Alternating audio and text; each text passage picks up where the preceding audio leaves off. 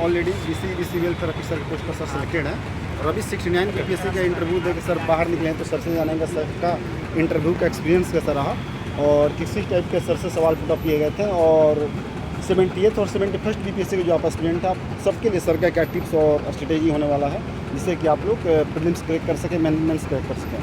तो channel grow करना channel subscribe जरूर कीजिएगा, उस वीडियो को लाइक और शेयर करना भूलिएगा।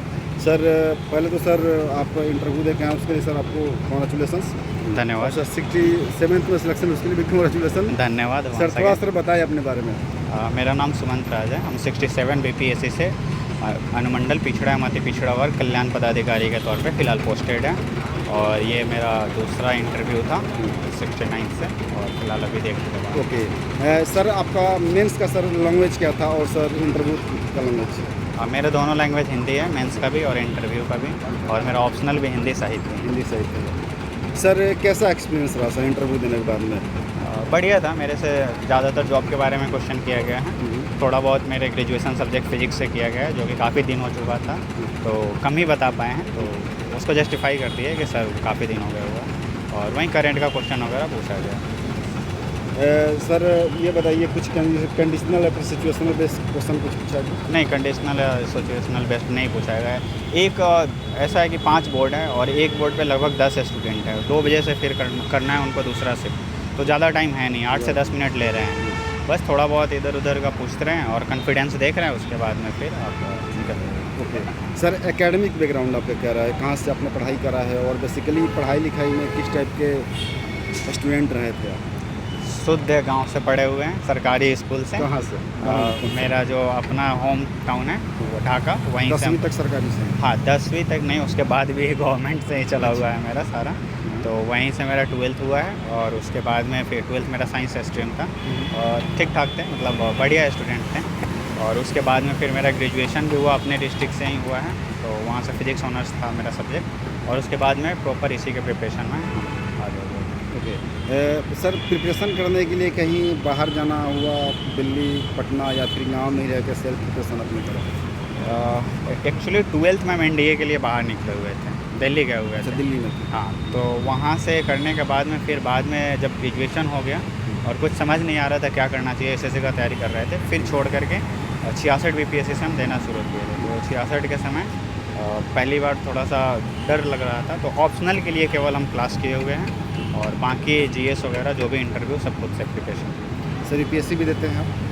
UPSC मेरा फर्स्ट अटैम्प्ट था इस बार, लेकिन ट्रेनिंग था तो हुआ नहीं, ट्रेनिंग से ही दिए हुए थे। BPSC के साथ में नहीं? हाँ BPSC फ़िलहाल इस पे निकलता चला गया, 66 पे निकला, 7 भी, तो उस पर नहीं ध्यान दिए कि पहले एक अपॉर्चुनिटी है उसको लेते हैं फिर बाद में अब देंगे। अभी मेरा एज काफ़ी है तो अब। ओके सर मतलब कि ट्रेनिंग में रहते हुए फिर उसके बाद में प्रीलिम्स मेंस सारा क्रैक करना, फिर इंटरव्यू में सब अपीयर होना, टाइम को लेकर कुछ इशू होता था मैनेजमेंट को लेकर, तो उसको कैसे आपने मैनेज करा? ऐसा इंटरव्यू हुआ है मेरा ट्रेनिंग के बाद में, बाकी मेंस और प्री दोनों हो गया हुआ था। रिजल्ट के जब मेरा मेंस का रिजल्ट आया था 67 का, उस समय इसका प्रीलिम्स था और जब मेरा फाइनल रिजल्ट आ गया उसके बाद में इसका मेंस था। तो ज़्यादा नहीं पढ़े थे, बस 8-10 दिन पढ़े थे और ला करके दे दिए। हम लगा नहीं था कि हो जाएगा, बट पहले का प्रिपरेशन था तो अच्छा हो गया। और फिर इंटरव्यू के लिए कोई प्रिपरेशन किए नहीं थे, अभी भी ड्यूटी कर कहीं कल शाम को आए हुए हैं, तो आकर के कोई मौक नहीं लगाया आपने? कोई मौक नहीं लगाए हैं, बस डायरेक्ट आए हैं, दिए और पूछा भी गया न्यूज़पेपर के लिए, तो हम बताए भी है कि सर मेरा ड्यूटी लगा हुआ था, ऐसे जगह पर जहाँ न्यूज़पेपर पहुँचता नहीं। तो कहाँ पे पोस्टेड है? पश्चिमी चंपारण में पोस्टेड है, लेकिन वहाँ रिमोट एरिया? हाँ वहाँ पे रिमोट एरिया भी वगैरह है, तो वही ड्यूटी वगैरह लगते रहता है। सर कब आपने डिसाइड करा था कि आपको सिविल सर्विसेज तैयारी करनी है? ग्रेजुएशन का टाइम करा था फिर पूरा अपना एकेडमिक कंप्लीट करके कैसे डिसाइड हुआ? नहीं, पहले मेरा मेन जो पहला फर्स्ट लव था जो आर्मी था, तो हम NDA के लिए प्रिपरेशन किए, उसके बाद में थोड़ा बहुत CDS के लिए भी किए, लेकिन इंटरव्यू में हम मात खा जाते थे वहाँ पे। तो 2019 में मेरा ग्रेजुएशन हुआ और 20 से हम प्रिपरेशन करना शुरू किए इसका BPSC का, तो 20 से किए थे और 66 में मेरा आया था प्रीलिम्स, मेंस में दिए थे, पेपर 2 में बहुत कम मार्क्स था और फिर 67 में मेरा सिलेक्शन हो गया। कंटेंट के लेवल पर सर हिंदी मीडियम वालों के लिए क्या क्या आपको चैलेंज फेस करना पड़ा? कुछ ऐसा था आपके नज़र में कुछ चैलेंजेस वगैरह आए थे कंटेंट के लेवल पे? जो भी स्टैंडर्ड बुक है बस उसी को पढ़िए और उसमें हिंदी इंग्लिश दोनों अवेलेबल है, उसमें कोई वैसा दिक्कत नहीं होता। आप एक्स्ट्रा कुछ करने जाते हैं तब इशू होता है। जैसे NCERT हिंदी इंग्लिश दोनों में कंफर्टेबल हैं। उसके बाद में कुछ स्पेक्ट्रम हुआ, लक्ष्मीकांत हुआ, ये सब भी आप आराम से कर सकते हैं, दोनों विषय में कंफर्टेबल है और लैंग्वेज है उसका। तो यही सब कीजिए। अब दिक्कत वहाँ आती है जैसे आप करंट के लिए कुछ ऐसा कोचिंग का उठा लीजिएगा जिसको सही से ट्रांसलेशन भी करने नहीं आता, तो वहाँ पे इशू हो जाता है। तो उसमें थोड़ा सा ध्यान दीजिए। बाकी न्यूज़पेपर के लेवल पे थोड़ा बहुत आता है, जो कि हिंदी में बहुत बढ़िया नहीं है, लेकिन फिर भी आप इंग्लिश का भी पढ़ सकते हैं। 1-2 महीना मेहनत करने के बाद में समझ में आ जाता है। आपको रटना नहीं है, समझ में आ जाएगा। उसके अलावा आप जनसत्ता हिंदी में बहुत अच्छा है, हाँ उसको आप कर सकते हैं। बाकी वैसा कोई डिफ़िकल्टीज आता नहीं है। हिंदी मीडियम वाले के साथ प्रॉब्लम ये है ना कि उसको टेक्निकल तैयारी करने नहीं आता है, तो वो ज़्यादातर एक्स्ट्रा बुक उठा लेगा। NCERT लास्ट में पढ़ेगा जब नहीं हुआ तब, तो वो स्टार्टिंग में पढ़िए। स्टैंडर्ड बुक पे स्टार्टिंग में ध्यान दीजिए, बाकी सब ईजी है, आराम से हो जाएगा। सर आपने ये सब बताया कि एक्स्ट्रा बुक हिंदी मीडियम वाले उठा लेते हैं, हाँ, फिल्टर आउट सही से नहीं कर पाते, फिल्टर आउट। तो वो क्या तरीका होगा? क्या इस तरीके से उनको ये समझना पड़ेगा कि हाँ ये मटेरियल जो है कि काम लायक नहीं है, इस बुक को खरीद के लाकर नहीं लेके आना है मार्केट से, ये नोट्स मेरे काम का नहीं है, तो कैसे उसको समझ पाएंगे उसमें? PYQ का जितना भी क्वेश्चन है अच्छे से कर लीजिए। अभी पैटर्न काफ़ी रैपिडली चेंज हो रहा है, तो जितना पूछा जाता है कम से कम 50% आप सोचिए कि हार्डर ही आएगा। तो 50% हार्डर के लिए आप पहले से प्रिपेयर कर लीजिए, और उसके बाद में उसी के अकॉर्डिंग आप सिलेबस और पूरा देखते हुए और फिर आप बुक छाटिए। बुक में से भी आप टॉपिक अलग कर सकते हैं। जैसे ऐसा नहीं है कि एक बुक के सारे टॉपिक से पूछा जाता है, कुछ ही टॉपिक है जिनसे पूछा जाता है। तो वो PYQ जब अच्छे से कर लीजिएगा, 1-2 टॉपर्स वगैरह का सुनिए, लेकिन उसमें अपने से मॉडिफिकेशन कीजिए, किसी का ब्लाइंडली फॉलो नहीं करना है, ठीक है। और मॉडिफाई करके खुद के लिए स्ट्रेटजी बनाइए। रिवीजन पे ज़्यादा फोकस कीजिए। मेन की जो है सक्सेस का वो रिवीजन ही है। बाकी पता सबको है क्या करना है क्या नहीं करना, वो सबको पता है, कर नहीं पाता है, तो रिवीजन पे सर प्रीलिम्स के लेवल पे देखा जाए तो अब जो क्वेश्चंस हैं अब काफ़ी डायनेमिक हो रहे हैं, काफ़ी एडवांस हो रहा है। हाँ, elimination based, statement based sir question आ रहे हैं। तो जो ट्रेडिशनल वे में सर प्रिपरेशन कर रहे हैं तो उनका कहीं ना कहीं प्रीलिम्स नहीं हो रहा है। तो अपने आप को एस्पिरेंट्स कैसे अप टू डेट करें, कैसे शिफ्ट करें, कैसे स्विच करें खुद को? और इसके लिए भी वही है सेम कि रिवीजन पहले अच्छे से कीजिए कि कोई कन्फ्यूज़न नहीं रहे, कितना भी ऑप्शनल या एलिमिनेशन टेक्निक लगाना हो। प्लस में आप जो वो रट्टा मारते थे और जो सही है उसको लगा देते थे सही, वो वाला छोड़ दीजिए, ठीक है। उसके अलावा आप ये कीजिए, थोड़ा सा दिमाग लगाना शुरू कीजिए कि अगर कुछ उसके आसपास का हमको पता है तो कहाँ से काट सकते हैं। तो शुरुआत में जब आप सेट लगाते हैं वहाँ पे लिख करके लगाइए कि हाँ इसके आसपास में ये है, यहाँ से ये कट जाएगा, ये सही होगा। बाद में कुछ दिन के बाद में आपका ऐसा प्रैक्टिस हो जाएगा कि देख करके आपका माइंड प्रोसेस कर लेगा कि ये एलिमिनेट हो गया, ऐसे एलिमिनेट हो गया, वैसे एलिमिनेट हो गया। आप इसके लिए थोड़ा सा प्रैक्टिस करना चाहते हैं तो UPSC का अभी का थोड़ा सा अगर हार्ड लगता है तो 2-3 साल पहले का 2-4 सेट लगा लीजिए। पूरा सही नहीं होगा, बस एलिमिनेशन सीखना है उससे। UP PCS का आप लगा सकते हैं, उसमें ये नहीं देखना मार्क्स मेरा आ रहा है नहीं आ रहा है। एलिमिनेशन उसे सीखने के लिए आप यूज़ कीजिए। बाकी आपका BPSC वाला जितना भी है उसको सही से कीजिए, सेट बनाइए। और सेट में भी नंबर के पीछे नहीं भागिए, जो सही क्वेश्चन है। सेट जो भी जितना भी मार्केट में सेट है कोई भी बहुत अच्छा नहीं होता है, या फिर वो BPSC के बराबर नहीं है। रैंडम क्वेश्चन यहाँ पे डाला जाता है। तो आप ये सीखिए कि हम कहाँ पे सही कर रहे हैं, कहाँ पे गलत हो रहा है, ये आप करके उसको आप थोड़ा सा इम्प्रूवमेंट वैसे कर सकते हैं। बाकी से नंबर के पीछे नहीं भागना है सेट में। सर कितने सालों का PYQ देखना चाहिए? जो पहले का जो पैटर्न था वही PYQ देखना सही रहेगा, या फिर जो पैटर्न चेंज हुआ? नहीं, 10 साल का देख लीजिए, मिनिमम 10 साल का देख लीजिए। अगर आप पुराना देखते हैं तो आपको हार्म नहीं करेगा, बेनिफिट करेगा। जैसे अभी एलिमिनेशन आया है तो एलिमिनेशन में अच्छा पुराना देखने में ज़्यादा टाइम भी नहीं लगता, वो बहुत हल्का है, तो 1-1 घंटे 2-2 घंटे में हो जाएगा। तो एलिमिनेशन में वो सब आपको हेल्प कर देगा। अगर उसका एक्सप्लेनेशन भी आप देख रहे हैं तो आप पीछे जितना जाना चाहते हैं जाइए, बट 2000 से पीछे का मत जाइएगा, उसमें झारखंड वाला भी इंक्लूडेड रहता है, उतना तक जाइए। बाकी 10 साल तक का कंपलसरी देख लीजिए। अगर अभी जैसे अभी एग्ज़ाम नज़दीक है, बहुत ज़्यादा टाइम नहीं है, तो 5, 6, 7 ऐसे देख लिए बस हो गया।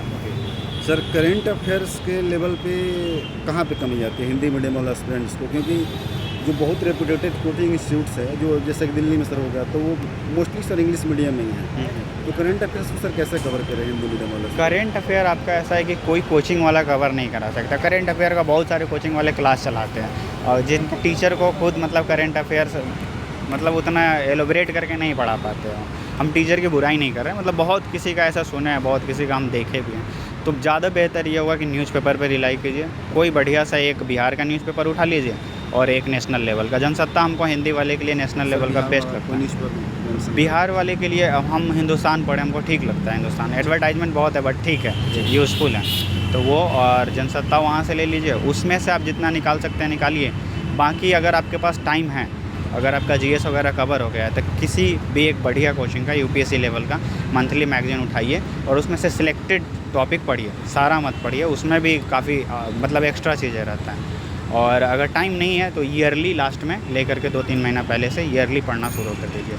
तो थोड़ा सा इकोनॉमिक्स में करंट में थोड़ा चेंजेज हुआ है, तो उसके लिए आप ज़्यादा बेहतर ये होगा कि जैसे बिहार सरकार का बजट आता है 100 से 110 पेज का हिंदी मीडियम में अवेलेबल है, भारत सरकार का भी सेम हिंदी मीडियम में अवेलेबल है, तो वहाँ से देख लीजिए। सर्वे ज़्यादा है तो सर्वे किसी भी कोचिंग का, जैसे विज़न का आता है, ये सब का अलग ही एक बुकलेट बन के आता है 50-60 पेज का, उसमें से देख लीजिए। ये आपका इकोनॉमिक्स मेंस और प्री दोनों का प्रिपरेशन करवा देगा।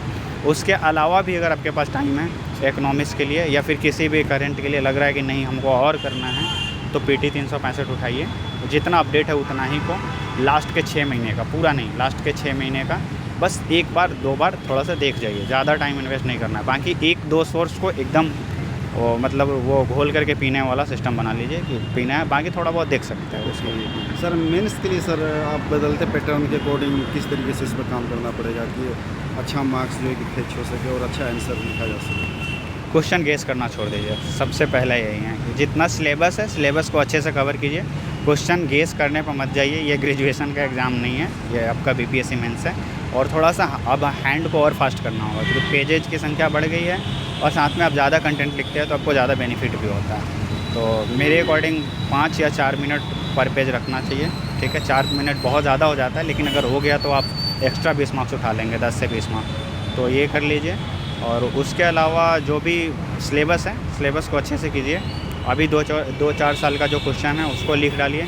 उसके बाद में मेंस में एक बेनिफिट हमारे साथ ये है कि जो भी यहाँ पे कोचिंग है थोड़ा सा रिपोर्टेटेड है, जो बढ़िया कोचिंग है वो सारे बहुत अच्छे अच्छे क्वेश्चन देते हैं। ये अलग है कि उनका चेकने का सिस्टम सही नहीं है, वो आंसर सही से नहीं चेक करवा पाते, लेकिन क्वेश्चन उनका बहुत अच्छा होता है, तो उनके क्वेश्चन से आप लिख करके आप खुद से प्रैक्टिस कर सकते हैं, देख सकते हैं। सर जो हिंदी मीडियम वाला स्टूडेंट है, अब उनके मन में कहीं ना कहीं डर हमेशा से ये भी बना रहता है कि यहाँ पर IIT वाले, बीटेक वाले और हिंदी वाले, इस तरीके का इंग्लिश मीडियम वाले बेसिकली ज़्यादा आ रहे हैं, और अब सर हिंदी मीडियम के स्टूडेंट रहे हैं, बहुत ऑफिसर भी हैं और इससे भी बेटर पोजीशन पर जा रहे हैं।